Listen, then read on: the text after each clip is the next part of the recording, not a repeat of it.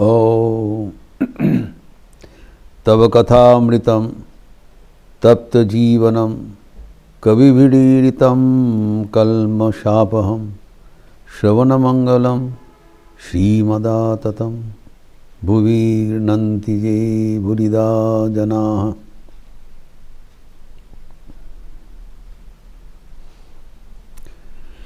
श्री श्री ठाकुर रामकृष्ण अपना आध्यात्मिक जीवन के बारे में हमें जो सूचना दे रहे हैं वो हमारे अपना आध्यात्मिक जीवन के लिए अत्यंत महत्वपूर्ण है। जो निपुण लेखनी में मास्टर महाशय श्री महेंद्र नाथ गुप्ता इसमें लिपिबद्ध किया है, वो बराबर के लिए एक साधन का दलील बन गया। God becomes man so that man may become God। भगवान इतने कष्ट करके नर शरीर धारण करते हैं, न केवल धर्म संस्थापन और साधुजन का वो रक्षा दुर्ग और विनाशकारी का जो दुष्कृतिकारी का विनाश करने के लिए नहीं। धर्म तो सुरक्षा होगा,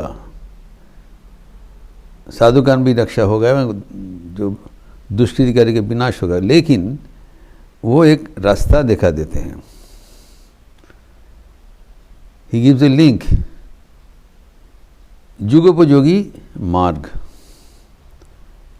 इस युग में द टिपिकल जो हमारे जो कमज़ोरियां हैं वो कमज़ोरियां को सामने रखते हुए कैसे आम जनता सर्वसाधारण का मानव ईश्वर लाभ कर सकें, ये दिखाने के लिए आए हैं। एवं खुद अपना जीवन यापन करके दिखा के गया, इसी करके करो, करने से तुम्हारा सुफल अवश्यंभव भी है। और तो इस युग का जो कैरेक्टरिस्टिक वह है इंद्रियासक्ति एवं अविश्वास, संदेह, संशय राक्षस नाश महानतम कहा जाता है। संशय राक्षस को नाश करने के लिए ठाकुर का आविर्भाव। किसी में हमारा विश्वास नहीं है, लेकिन ठाकुर इसके खिलाफ बताते हैं विश्वास मत करो, वेरीफाई करो, परख कर लो। पहले ज़माना में कहा जाता है विश्वास करो, ठाकुर कहते बिल्कुल नहीं। नरेंद्र नाथ को बोल रहे हैं नहीं ठीक है, बाजिए नहीं भी। As a money changer test his coins, वैसी बजा के ठोक पीट करके मुझे परख कर लो। With any doubt come on, चुनौती ले रहे हैं। ये है ठाकुर का मनोभाव। कारण वो सच्चा हीरा था। He is not afraid. परख कर लो, और परख करना ज़रूरी है, क्योंकि जब हम उसको सच्चा हीरा समझ तो ये ग्रहण करेंगे तभी उसका जीवन हम अनुसरण कर पाएंगे, नहीं तो मन में संदेह होगा, शायद कुछ धोखाबाजी है। जोगिन महाराज दक्षिणेश्वर में ठाकुर का अतुलनीय त्याग देखते हुए एवं त्याग का जो वाणी सुनते हुए फिर रात में जाके देखा ठाकुर जो बोल रहे हैं इतना त्याग के बाद, क्या रात में दूसरा तो कुछ नहीं कर रहे हैं। देखा रात में वो उसका बिस्तर में नहीं है। हमारे जो संशय का मन जिसके बारे में बोल रहा हूँ, संशय किसका है ईश्वर कोटि जोगीन महाराज का क्या संशय हो गया, बाद में खुलासा व्यक्त किया, जो कि लीला प्रसंग में लिखा हुआ है। साथ साथ हमारा संशय हुआ ज़रूर। रात में चुपके से अपने पत्नी का घर में चले गए और दिन में त्याग का वाणी उड़ाते हैं। कहाँ गया तो नहीं है। ये निर्णय कर लिया एकदम उसके सामने ही, बगल में जो नहावत का, यहाँ पर श्री माँ शारदा देवी रहा करते थे, उसके सामने आसन बांध के बैठ गया। जैसे वो निकलेंगे प्रणाम करके चले जाएंगे, कभी भी नहीं आएंगे। ये 2 नंबरी पसंद नहीं है, धोखाधड़ी के पसंद नहीं है। बिस्तर तो रात में नहीं है, कहाँ गया देखो। तो बैठे तो कुछ समय बाद ठाकुर तो गया था पंचवटी में वहाँ कर उनका फॉर इज टॉयलेट, तो जाके रात में वो करके आ गया। वो चोटी फटास फटास करके जब सुना जे बाहर से आ रहे हैं तब उनका हड़कंप हो गया।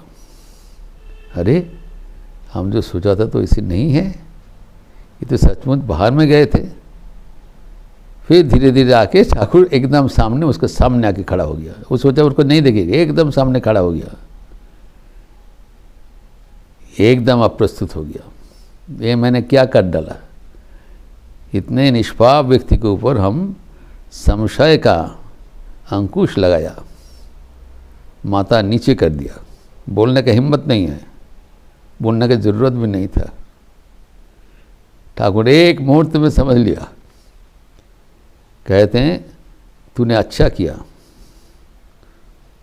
परख कर ले। साधु के इसी देखना चाहिए। साधु को दिन में, साधु की दिने देख भी रातें देख भी। दिन में साधु को देखो, रात में साधु को देखो, ठोक पीट करके देख लो, तभी उसका बात लो। अंधविश्वास मत करो। ये ठाकुर का वाणी है। और ठाकुर चाहते हैं उसको देख के फिर उसके जीवन गाथा अपने जीवन में अपनाओ।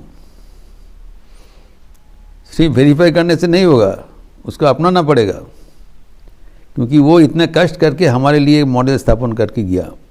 और यहाँ पर क्या बताया, इसके भीतर भी जो है वो सर्व प्रकार का साधन कर चुका है। ज्ञान योग, भक्ति योग, कर्म योग, इवन हठ योग, इसमें शरीर की आयु बढ़ता है। लेकिन हठ योग करने के उपरांत उन्होंने बताया जिसमें शरीर के ऊपर मन चले जाते हैं, इसलिए ये विधेय नहीं है। ये करने के लिए किसी को निर्देश नहीं दिया, वरना उसको माना किया।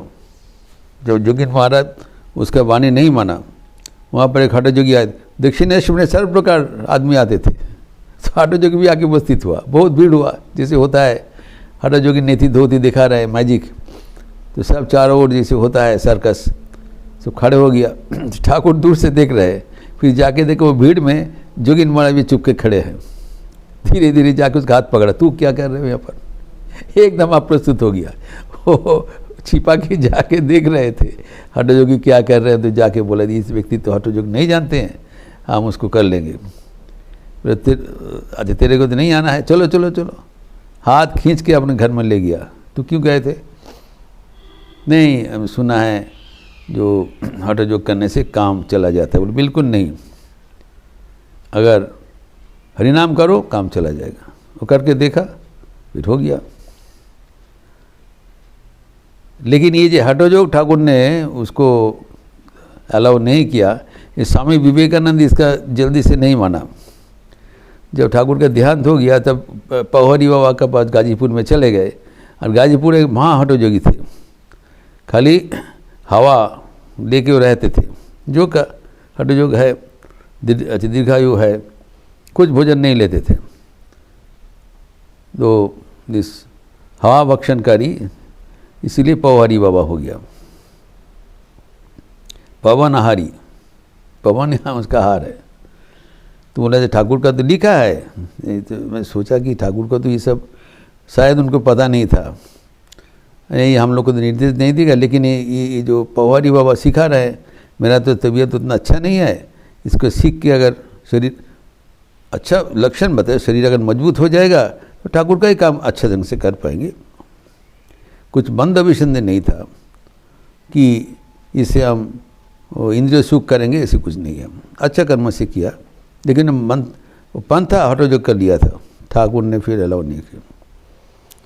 ऐसी जो 40 दिन उसका प्यार का जो चाकू मारा, उसको बस धराशायी हो गया, कुछ नहीं बोला। बस रात को खाली हर दिन हर रात उनका खिड़की के सामने आके चुपचाप खड़े हो गए। एक बात में नहीं है, खाली रोते हुए देख रहे हैं। तब उन्होंने आत्मसमर्पण किया और बताया और किसी के पास नहीं जाएंगे। फाइनल संशय राक्षस का विनाश हो गया।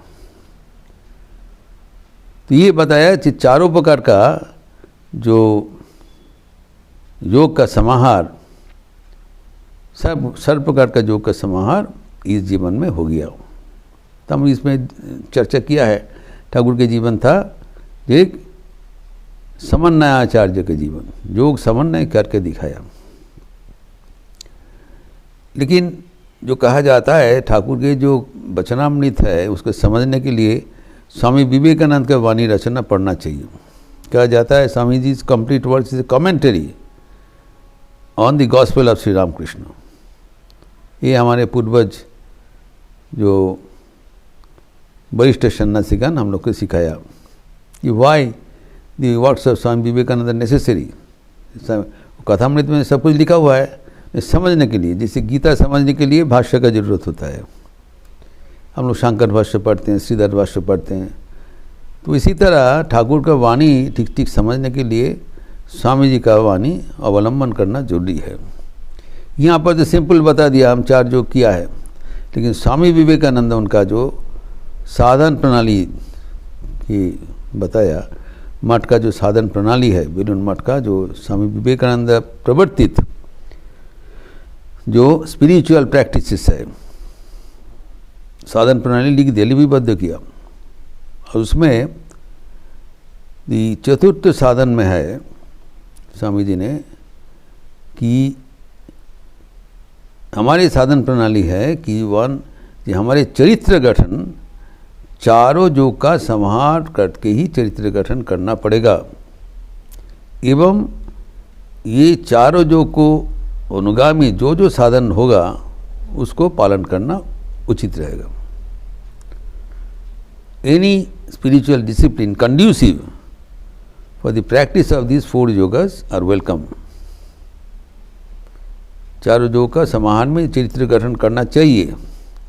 फिर in order to become this without any ambiguity, emphasise करने के लिए परवर्ती जो नियम में बताया, साधन प्रणाली में बताया, एवरीवन शुड रिमेंबर, सबको याद रखना चाहिए कि अगर ये चारों जो योग है उसमें से एक में अगर उसका न्यूनतम रहे, कम रहे, तब उनका जीवन श्री रामकृष्ण का जो मूषा में द्रुत हुआ नहीं। अतएव सकलेर मने ढाका कर्तव्य, ये चारटी विषय कोनोटिते यदि न्यूनता प्रदर्शन करें तबे ताहार जीवन श्री रामकृष्ण मूषाय द्रुत है नहीं। He has to do it. In the crucible of Sri Ramakrishna's life, in the caste created by Sri Ramakrishna, one has to mold his character. And that is to be done by integrating, synthesizing all these 4 yogas. Simple बता दिया, कोई ambiguity नहीं है। तो अभी जो न केवल बताया, जो उसको कैसे करेंगे वो भी स्वामी विवेकानंद ने बता दिया। तो ये बहुत महत्वपूर्ण विषय है कि हम कैसे श्री रामकृष्ण का अनुगामी बने। How can we become a true follower of Shri Ramakrishna. True follower बनने के लिए क्या होगा? 4 योग का समाहार करना पड़ेगा, क्योंकि ठाकुर के जीवन 4 योग का समाहार है, समन्वय किया। ठाकुर यहाँ बोल रहे 4 योग किया है, स्वामी जी कहते परफेक्ट कॉम्बिनेशन, बैलेंस्ड लाइफ, कर्म ज्ञान भक्ति योग। बैलेंसिंग होगा तभी श्री रामकृष्ण का फॉलोअर होगा, और वही जीवन का लक्ष्य है। कहें जी ये करने से तुम्हारा लक्ष्य प्राप्त होगा। तो अभी जो ये 4 योग का समाहार का बताया स्वामी विवेकानंद, तो कैसे ये जो छाँचे ढेले छाछ तूने सुनते खूब, is very easy to say and easy to understand but difficult to do it. जो you cast your life in the mould of Shri Ramakrishna, Thakur कहते बहुत सहज है, अभी तुमको अगर कुछ नहीं करना है, ये हमारा हम करके सब इतना कष्ट करके सब करके गया, तुम्हारा जीवन खाली ये छाछ में डाल के कर दो। It is true. वो जो कास्ट बनाना बहुत मुश्किल है, एक मॉडल बनाना मुश्किल है। जब बन गया उसमें just you have to pour your, जैसे बनता है मूर्ति, मूर्ति में पहले मॉडल बनाना बहुत कठिन है, वो शिल्पी का बहुत शैली का ज़रूरत है। और अगर बन गया बस उसमें, अब जैसे देव जी का मूर्ति बनता है, दुर्गा देवी का मूर्ति, एक दफ़ा छाँच कर लिया, बस मिट्टी डालो मूर्ति बनाते चलो इन मास स्केल। तो अभी ठाकुर की जो छाछ में जीवन गठन करने का मतलब क्या है, what is the practical implication, how to do it, ये माँ को पूछा गया था। इसका मतलब कैसे क्या करे, तब वहाँ पर भूदेव उपस्थित था, बच्चा लड़का भूदेव भ्रातुष्पुत्र, उन्होंने बताया छाँचे ढाला माने ठाकुर ने नाम चिंता करा।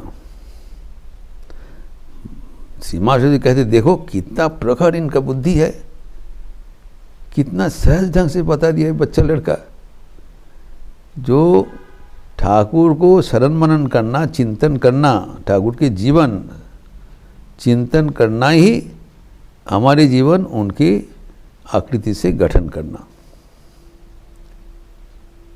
यही है सीधा बात। ठाकुर का जीवन चिंतन करना है। तो अभी ठाकुर का जीवन चिंतन हम कैसे करें, हमारा समय कहाँ है? ठाकुर का तो जीवन ही पढ़े, उसकी याद करे, इतना तो सबका जीवन में हम समझते हैं। अगर कोई कर सकते तो अच्छा है, लेकिन दैनंदिन जो कर्म करते हुए ठाकुर का नाम चिंतन करना, ये करना, वो तो एक कठिन कर्म है। लेकिन Thakur came for a easy track, सहज रास्ता और सबके लिए। तो स्वामी विवेकानंद ने क्या किया, ठाकुर के एक जीवनी, संक्षिप्त जीवनी रचना किया। जब वो उनको कहा गया था, गिरीश चंद्र घोष ने बताया, देखो भाई हम लोग जब तक जीवित है ठाकुर के एक प्रामाण्य जीवनी गठन रचना करके जाओ, बाद में उल्टा पल्टा लिखेगा। एज जो होता है ऑल दी अवतार, उनका जीवन इतना हेजी है, अनेक प्रकार अलौकिक घटनाएं है, वो हुआ कि नहीं हुआ इसमें अभी तो कोई प्रूफ नहीं है। इसीलिए हम लोग अभी तक जब तक जीवित है कि एक प्रामाण्य जीवन ही हम लोग आप करो, हम देख देंगे, हम लोग आपको करना है, because you are the chief person. उन्होंने तो इनकार कर दिया, जी ठाकुर के जीवन इतना विशाल है, ये हमारे पहुँच के बाहर है, हम नहीं कर पाएंगे। किया नहीं, खाली उनको जो दो लेक्चर है श्री रामकृष्ण माई मास्टर, मेरे गुरुदेव करके वो प्रचारित है, उनका जीवन ही नहीं है। लेकिन स्वामी विवेकानंद क्या किया, उनका एक बहुत प्रखर संक्षिप्ततम जीवनी रचना किया उनका आरत्रिक भजन में। श्री रामकृष्ण का आरत्रिक भजन करके किया, एवं उसको प्रचलित किया जो डेली संध्या में उसको भजन करना चाहिए, ताकि एक हमारा एक भक्ति के उपचार है भजन करना। भजन करना मतलब तो कुछ, लेकिन इतना कौशल करके किया, वो भजन में श्री रामकृष्ण का वंदना किया है। श्री रामकृष्ण का वंदना में श्री रामकृष्ण के संक्षिप्त जीवनी उल्लेख किया, और उसमें ये 4 योग का समाहार बता दिया। अर्थात जब हम वो वंदन करेंगे ठाकुर का जीवनी, उनका चरित्र हमको याद करना ही पड़ेगा, क्योंकि हम उसको स्तुति कर रहे हैं। स्तुति करते हुए उनकी याद करेगा, और उनका जो चरित्र याद करते हुए हमारा चरित्र भी बदल जाएगा। देखिए कितना उसका गंभीर अर्थ है। जो आरतिक भजन रचना कर दिया, आरती हमने तो नॉर्मली आज अच्छा आरतिक भजन है, एक अच्छा भजन है, लेकिन ये आरतिक भजन अभिनव भजन है। ये सिंपल कोई स्तुति नहीं है, हरे कृष्ण हरे राम नहीं है। ये जो उसमें तो भक्ति होता है, लेकिन इसमें जो भक्ति के साथ साथ क्या होगा, उनका जीवन से हमारा जीवन जुड़ जाएगा, क्योंकि उसमें श्री रामकृष्ण का जीवन आलेख्य संक्षिप्त रूप से कहा गया है, बड़ा सुंदर ढंग से कहा गया है, दी आरतिक भजन ऑफ श्री रामकृष्ण। और वो प्रतिदिन संध्या में करना है, धीरे धीरे रेगुलर एक रिचुअल में डाल दिया। जो जो रामकृष्ण के भक्त है हम लोग करते रहते हैं। Most of the devotees followers of Shri Ramakrishna संध्यारितिक भजन तो समय होने से करते हैं, जहाँ पर बैठे हैं, घर में करते हैं कि मठ में करते हैं कि कोई यूट्यूब में देख लिया। तो क्या करना है, उस संध्यारितिक भजन करते समय उसका अर्थ थोड़ा समझ के करना है, तब दोनों चीज़ बन जाएगा। और बंधन तो एक नवलक्षणा भक्ति में है, तो जो श्रवणम कीर्तनम चिंतो सब कुछ है, उसमें बंधनम अर्चनम, बंधना है एक महा पावरफुल मेथड फॉर नवलक्षणा भक्ति अर्जन करने के लिए। ये वंदना क्या है, न केवल एक वंदना है, इसमें श्री रामकृष्ण का अनुध्यान है। श्री रामकृष्ण का अनुध्यान करते हुए उनका जीवन ही हमारे जीवन में अभी अभिलंकित हो जाएगा। We become a prototype of the follower of Shri Ramakrishna automatically. बोला है चिंतन करने से वो छाप में पड़ जाएगा, not consciously, unconsciously, spontaneously the work will be done. इतने सूझबूझ करके आरतिक भजन लिखा है। कहा जाता है जब आरतिक भजन लिखा था स्वामी जी महाराज ने, ग्रेट स्पिरिचुअल एक्सटेसी, साधारण भूमि में बैठ कर नहीं लिखा, ग्रेट स्पिरिचुअल एक्सटेसी में था। और वो हमारे जो रामकृष्ण मठ मिशन के अधिकांश ऑलमोस्ट ऑल सेंटर्स में संध्यारती भजन में होता है। तो और भक्तगण भी अपने अपने जैसे समर्थ है करते हैं। तो उसमें जो विभाजन दिया है ताल और छंद से किया है, ताकि it becomes very easy and enjoyable. लगता नहीं है ये कोई स्पिरिचुअल प्रैक्टिस हो रहा है कि एक हमारा चरित्र गठन हो रहा है, बट ऑटोमेटिकली हो जाएगा। और वो कहते हैं खंड न भव बंधन जगो बंधन बंदी तुम आए। ये हम जानते हैं, लेकिन इसका थोड़ा विस्तार जरूरी है। भले ही थोड़ा समय लगेगा, लेकिन ये विस्तार के भीतर ही हमारा जीवन का आध्यात्मिक रहस्य का सब निहित है। ये अगर हम ठीक से समझ लें, और हम तो करते ही रहते हैं, अगर वो ठीक से किया जाए तब हमारा काम बन जाएगा। ठाकुर जी इतने कष्ट करके अपने जीवन में योग समन्वय किया, और स्वामी विवेकानंद उसको आम जनता में जो प्रचार किया, कैसे वो तो आसानी से हमारे जीवन में भी ये योग समन्वय हो जाए, सिंपल आरती के भजन करते हुए। इसका सूत्र यहाँ पर दिया है, जिसका विस्तार हम थोड़ा बहुत समय लेके अगले दिन करेंगे, और ज़रूरत होगा तो और भी थोड़ा बढ़ाएंगे। तो ये जो अपूर्व समाधान ठाकुर सबके लिए उन्मोचन किया है, वो हमारे जीवन में अद्भुत लिंक देते हैं, एक हमें मार्ग दिखाते हैं, जिसके माध्यम से हम इस जीवन में ही ठाकुर का भक्ति लाभ करने में समर्थ होंगे। इसका विस्तार हम अगले दिन करें। ओम शांति शांति शांति। हरि ओम तत्सत। श्री राम कृष्णार्पणमस्तु। आज साल का अंतिम दिवस है, the last day of the year 2022। उसको अलविदा देने का समय हो गया, और अगले साल का इंतज़ार हम करेंगे। कल कल्पतरु उत्सव इत्यादि होगा, जिसका विस्तार हम दे चुका है, लेकिन कल हम चर्चा करेंगे। और आज शाम को काली कीर्तन करते हुए 2022 साल को हम अलविदा देंगे। आप लोग सब स्वागत है। अच्छे रहिए, स्वस्थ रहिए, आनंद में रहिए। नमस्कार।